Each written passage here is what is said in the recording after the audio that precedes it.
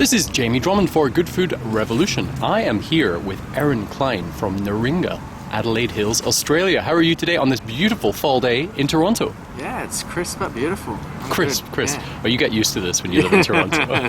What's the weather like in Adelaide Hills at this moment in time? We're just heading into a beautiful spring summer, so up to mid-20s. Oh yes, it's the Nighttime opposite. temperatures Yes, around 12, yeah. so this is cold. You ain't seen nothing yet. Yeah. Now, please tell me a little about what it is you do at Ngeringa, and where the name comes from, and the kind of wines that you make. So Ngeringa is the name of our property. It's obviously an Aboriginal word, which means place of she oak.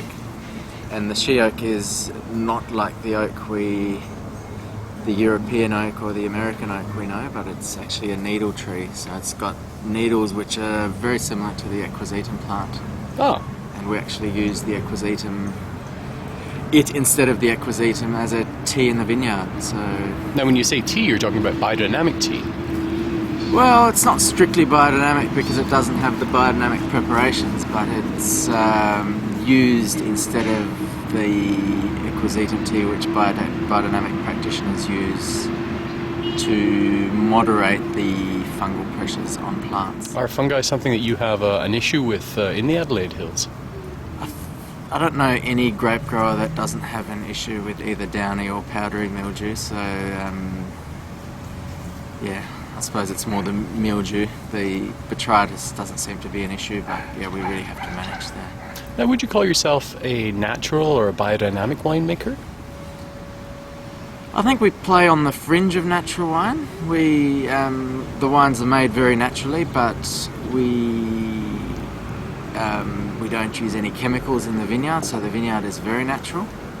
And in the winery, we do use sulphur pre-bottling. So I know some naturalists do use a bit of sulphur, but our focus is really on growing the grapes as naturally as we can, and then expressing the natural characteristics of the variety and the site in the bottle.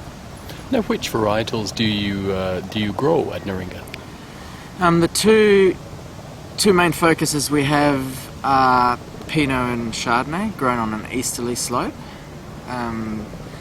and then Shiraz, Syrah and Viognier on a west-facing slope. So the west obviously gets more afternoon sun and heat. The east gets more morning sun, less afternoon heat. So cooler site, and also the soil is quite different from east to west of the hill.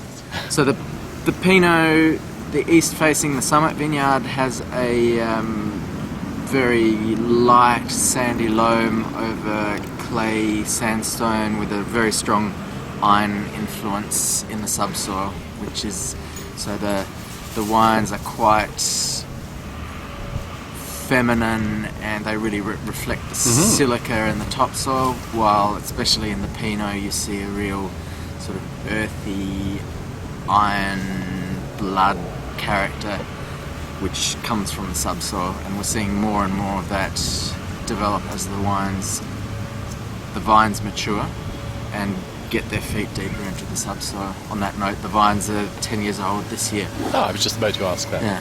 Now, you said Shiraz and Syrah almost in the same breath there. Yeah, but I corrected myself. Right, okay. So you made a conscious decision to label your wines as Syrah as opposed to Shiraz. Please tell me the thinking behind that.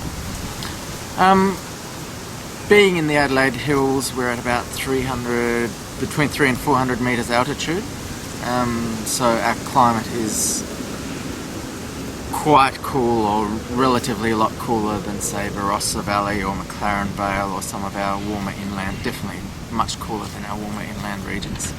So I guess we are really pursuing a style of Shiraz that is lighter, more elegant, not so much fruit impact up front, but we're looking for perfume and also savoury flavours. So I guess we're much more inspired by a Northern Rhone Syrah than a warmer climate Shiraz. So it's a commentary on our style.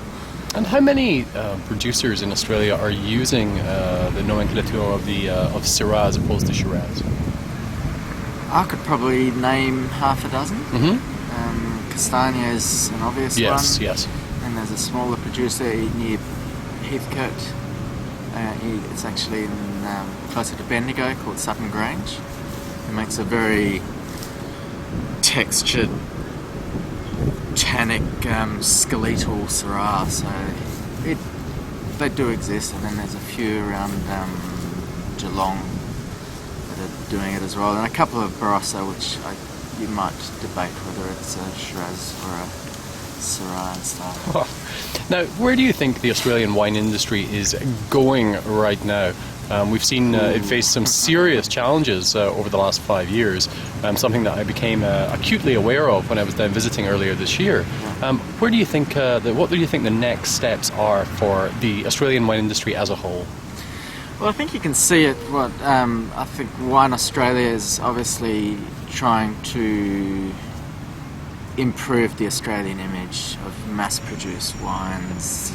A lot of our reputation is based on those sunshine in the glass wines, which come largely from the interior, known for value or bang for your buck, upfront cross-regional, upfront flavours, cross-regional blending, and I think we probably did that well in sort of the entry-level market for a long time, but it's fallen out of favour. So I think the focus is more now on promoting regionality.